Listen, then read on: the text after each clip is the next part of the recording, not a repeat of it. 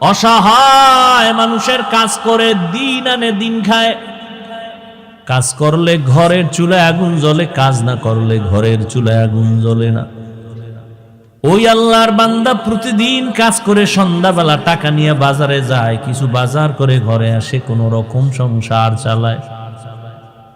আজ বাজারে গিয়ে একটা আওয়াজ শুনি, আমার আল্লাহর কালাম পাওয়া যায়, আল্লাহর কোরআন পাওয়া যায়।